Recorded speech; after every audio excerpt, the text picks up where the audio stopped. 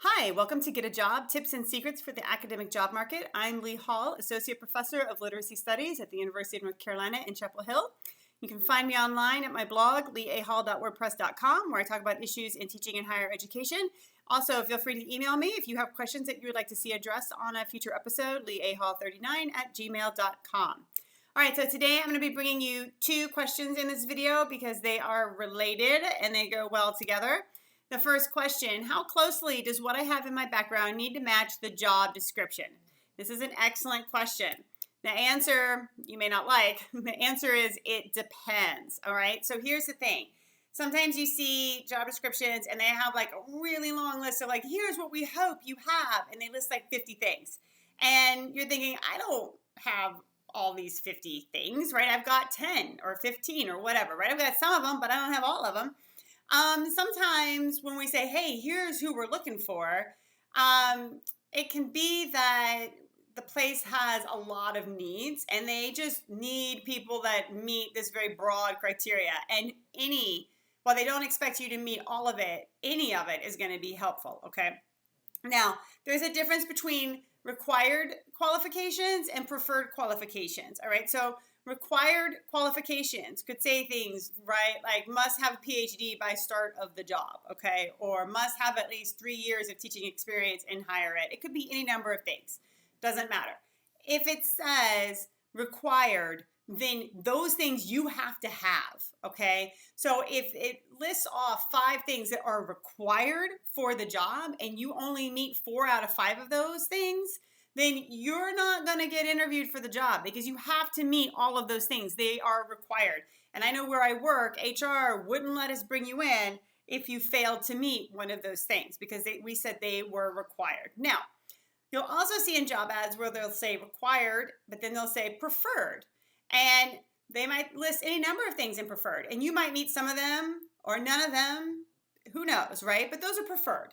So if you don't really have a strong, if you're matched, if you don't have a strong match with the preferred qualifications, but you have a solid match with the required qualifications and you're interested in the job, absolutely apply, okay? You don't have to meet the preferred qualifications in order to be considered, but you do have to meet the requirements, okay?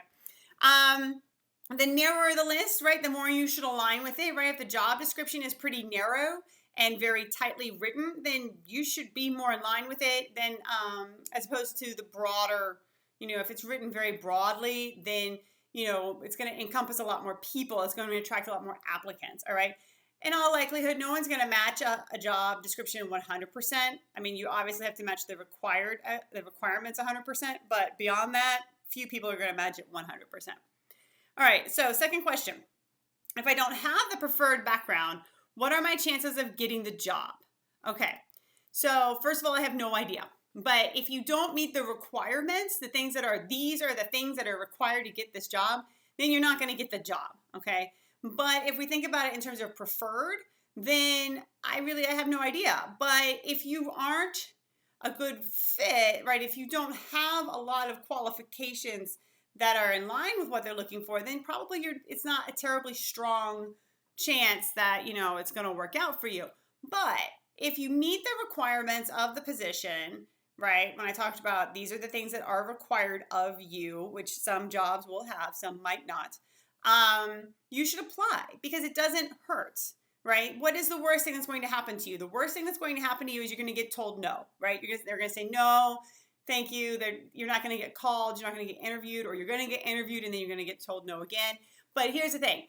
You're going to get told no a lot during the job process, most likely, especially the more places you apply to, the more no's you're going to get. You're also going to get yeses, okay? But so my point is, if you're worried that they're going to say no to you, don't, because it's going to happen, all right? It's just going to happen, so you just have to get over it. If you're interested, apply, because the worst thing that can happen to you is you get told no, but if you don't apply, you don't even have a chance to be told yes, all right? So I hope that helps. I hope that's somewhat encouraging. Those are my thoughts on what you should do in terms of thinking about yourself and how you align with job descriptions.